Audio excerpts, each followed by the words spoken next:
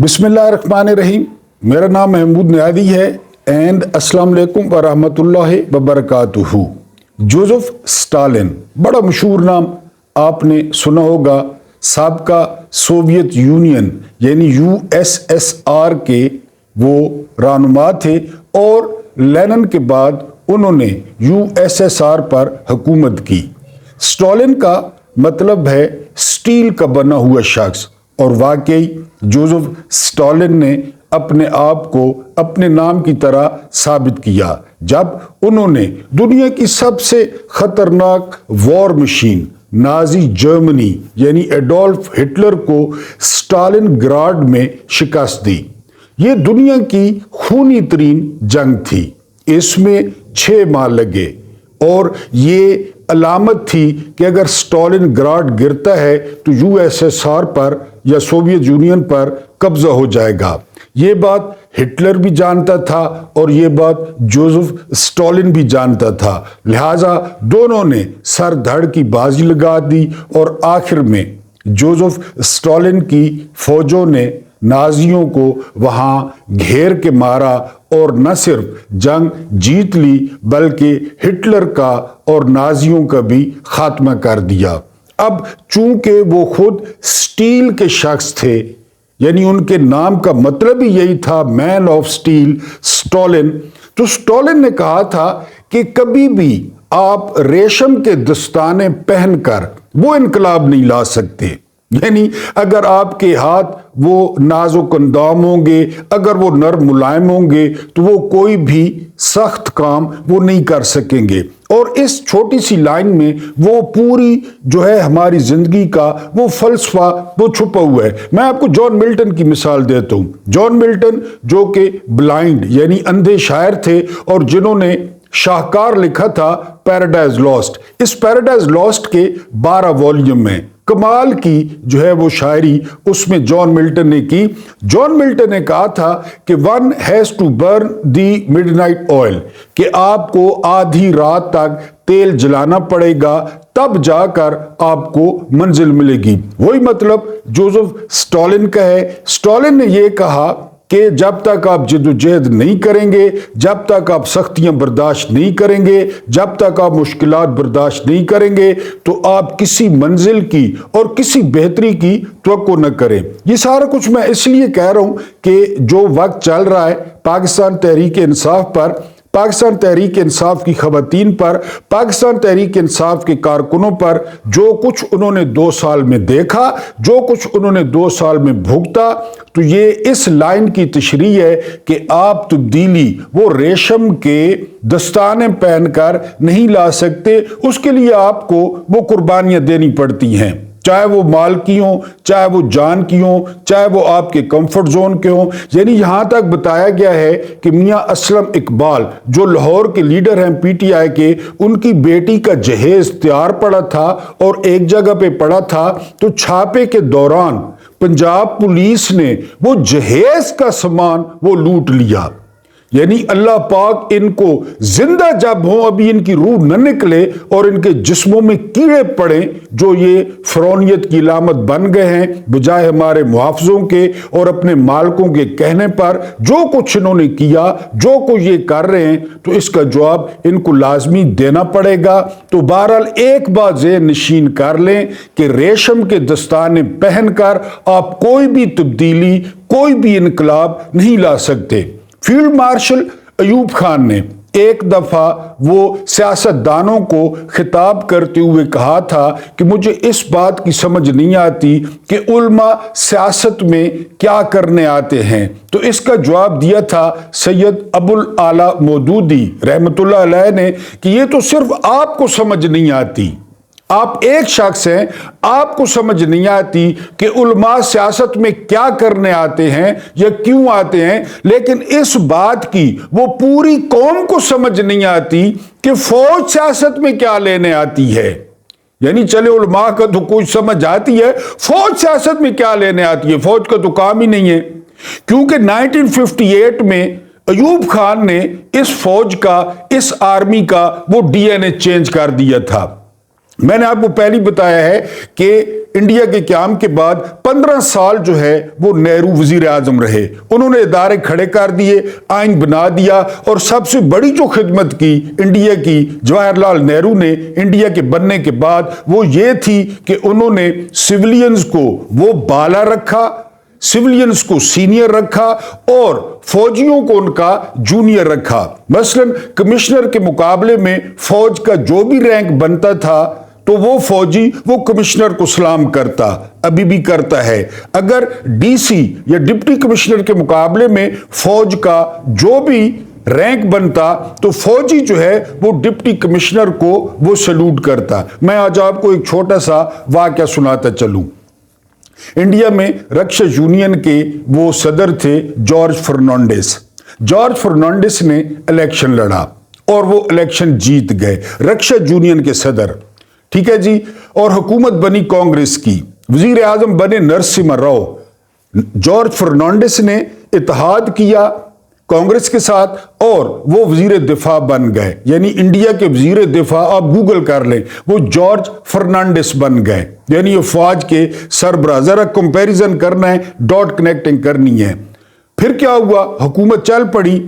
ایک دن بحریہ کے سربراہ وشنو بھگوت ان کا نام تھا, یہ بھی آپ گوگل کر لیں. وشنو بھگوت نے صبح کے وقت وہ کہیں پہ سیمینار میں بالکل سیاسی تقریر کر دی کہ اس طرح ہونا چاہیے, سیاستدانوں کو اس طرح کرنا چاہیے, یہ کرنا چاہیے, جس طرح آپ کو پتہ ہے فوجیوں کا. جب یہ بات جارج فرنانڈیز کو پتہ چلی تو بحریہ کے سربراہ ایڈمرل وشنو بھگوت کو وہ شام کے وقت اس سابق رکشا یونین کے صدر جارج فرنانڈیز نے as a defence minister, as a وزیر دفاع اپنی جاب سے برطرف کر دیا. یعنی نیول چیف کو وہ انہوں نے جاب سے برطرف کر دیا جارج فرنانڈیز نے, اور چپ کر کے وشنو بھگوت وہ تاریخ کا حصہ بن گئے, گمنامی میں چلے گئے. آپ جارج فرنانڈیز کو آپ کر لیں, گوگل کر لیں, آپ وشنو بھگوت کو گوگل کر لیں, آپ پورا واقعہ گوگل کر لیں, آپ کو پتہ چلے گا کہ کس طرح جارج فرنانڈیز جو کسی وقت میں وہ رکشا یونین کے صدر تھے انہوں نے ان کو برطرف کیا. اب ڈاٹ کنیکٹنگ کرے ذرا, یہاں پہ کیا ہو رہا ہے, یہاں اختیار کس کے پاس ہے, حکومتیں کون بنا رہا ہے, حکومتیں کون گرا رہا ہے, عدم اعتماد کون پیش کروا رہا ہے, عدم اعتماد کون لے رہا ہے, اور امریکہ کو شکایتیں کون لگاتا ہے, امریکہ کو یہ کون کہتا ہے کہ عمران تمہارے خلاف ہو, اس کو ہٹاؤ, اور وہ قومی غدار جو ہے حسین حقانی اس کو کون ہائر کرتا ہے, باجوہ بکو, کہ تم وہاں عمران کے خلاف اور میرے حق میں لابنگ کرو. تو ایوب خان نے پھر بالکل ہی ڈی این اے چینج کر دیا. ابھی ایوب خان تھے کہ جنرل یحییٰ رانی کو کہتے تھے, جنرل رانی کو, کہ ایوب سے اقتدار میں لوں گا, اور اس نے لیا. اس کے بعد آپ دیکھ لیں ضیاء صاحب کو, اس کے بعد آپ دیکھ لیں مشرف کو. یعنی ابتدا کی تھی ایوب خان نے, جو آج تک 2024 تک اپنے آپ کو عقل کل سمجھنے والے وہ کہتے ہیں کہ ہم عقل کل ہیں, باقی یہ جو 25 کروڑ ہیں یہ بھیڑ بکریاں ہیں, یہ گدھے ہیں, ان کے سر پہ سینگ اگے ہوئے ہیں, لہذا ہم جو چاہیں گے وہ کریں گے. تو بہرحال مولانا مودودی نے یہ جواب دیا تھا کہ صرف آپ کو سمجھ نہیں آتی کہ علماء سیاست میں کیا کرنے آتے ہیں, یہاں تو پوری قوم کو سمجھ نہیں آتی کہ فوج سیاست میں کیا کرنے آتی ہے, فوج کا کیا کام ہے سیاست سے. آج علی امین گنڈا پور نے ایز اے سی ایم کے پی کے وہ حلف اٹھایا, اور وہاں پہ جو واضح فرق تھا وہ فرق تھا فارم 45 کا وزیر اعلیٰ اور فارم 47 کی وزیر اعلیٰ. آپ نے جہاں پہ تقریر سنی ہوگی وہی بناوٹی تقریر, وہی ہم یہ کر دیں گے, جس طرح باپ, جس طرح چاچا, جس طرح کزن, جس طرح بھتیجی.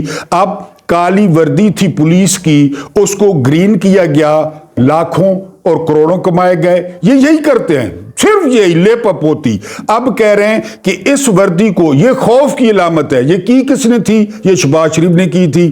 اب یہ نیک پروین کیا کہہ رہی ہیں؟ یہ خوف کی علامت ہے. اب وردی پھر چینج کریں گے.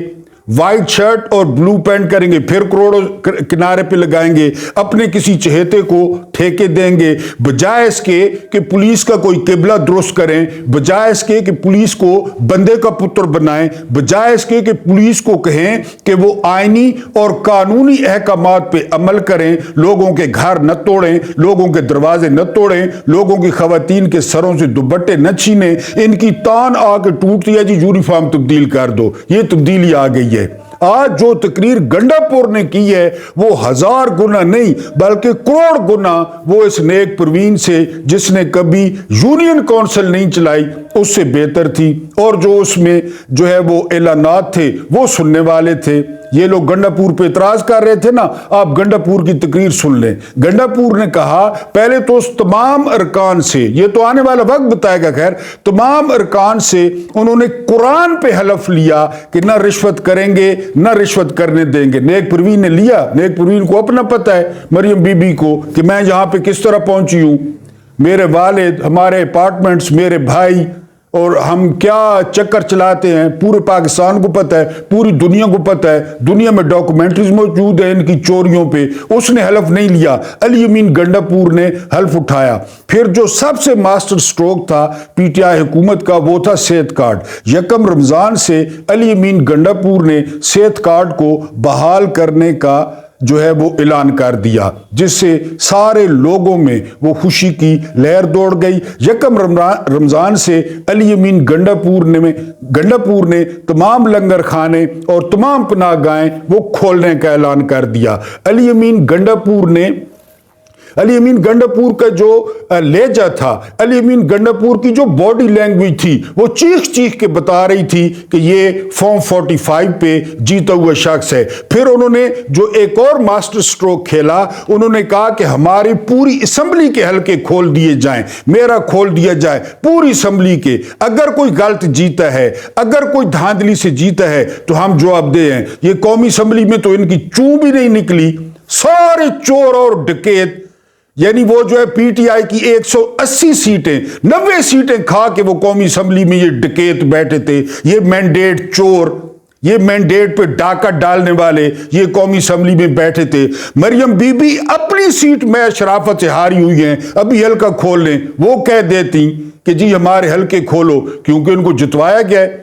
तो आज फॉर्म 45 का जो जादू था वो सर चढ़ के बोल रहा था कि एक पुरएतमाद शख्स, एक बाएतमाद शख्स वो बात कर रहा है, वो फॉर्म 45 पे जीता हुआ है, वो फॉर्म 45 पे जो है वो मुंतखब होकर आया है, वो लोगों के वोट लेकर आया है, उसमें कोई बनावट नहीं थी, उसमें कोई मेकअप नहीं था, उसमें कोई लाखों का जो है ना वो लिबास नहीं था, उसमें किसी को हाथ लगाने से झटकना नहीं था, बल्कि एक अवामी आदमी, और वो अवामी शख्स वो इतने 2 साल जो है वो रूपोशी काट कर, तशद्दुद बर्दाश्त करके, FIR बर्दाश्त करके वो वहां तक पहुंचा हुआ था और अपने लीडर की विजन की वो नुमाइंदगी कर रहा था। वो बता रहा था कि वो एक नजरियाती कारकुन है। इसके अलावा गंडापुर ने और बहुत सारे ऐलानात किए, जिनमें एक ऐलान वो माइंस थी कि जो हमारी मादनियात को इस्तेमाल करता है,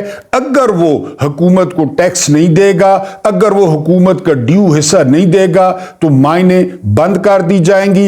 इसके अलावा जो उन्होंने ऐलान किया, उन्होंने IG को खबरदार किया कि जो FIR काटी हैं या तो उनके सबूत पेश करो, अगर सबूत नहीं है तो 1 हफ्ते के अंदर अंदर तमाम FIR वो वापस लो और उन FIR को खारिज करो। और आखिरी बात जो गंडापुर ने की, गंडापुर ने कहा कि आप सब लोग, आपके पास मोबाइल हैं, आपसे कोई पैसे मांगता है, आपसे कोई रिश्वत मांगता है, आप वीडियो बनाएं, आप सबूत बनाएं और मेरे सामने पेश करें। इस तरह जो पहला राउंड था, जिस पे ये भाड़े के टट्टू, ये मीडिया वाले, ये मैनेज्ड मीडिया, ये कंप्रोमाइज्ड मीडिया, ये इश्तिहारों का मारा हुआ मीडिया और इनके 2 नंबर सेठ जो है बक कर रहे थे गंडापुर की नामजदगी पे, आज गंडापुर ने वो नेक परवीन से पहला राउंड जीत लिया है। और उसकी एक वजह थी जो बार बार नजर आ रही थी, बॉडी लैंग्वेज में, लहजे में, तकरीर में कि ये शख्स लोगों का वोट लेकर आया है, लोग इसके पीछे खड़े हैं, इसके पीछे खलाई मखलूक नहीं खड़ी,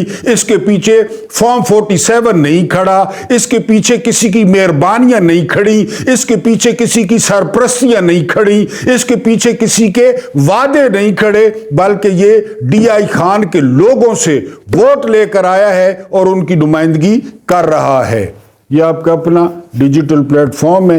वीडियो को आप लाइक नहीं करते, कंजूसी करते हैं, लाइक कर दें। इसके अलावा कमेंट्स लाजमी करें और इस नाचीज़ को सब्सक्राइब करें।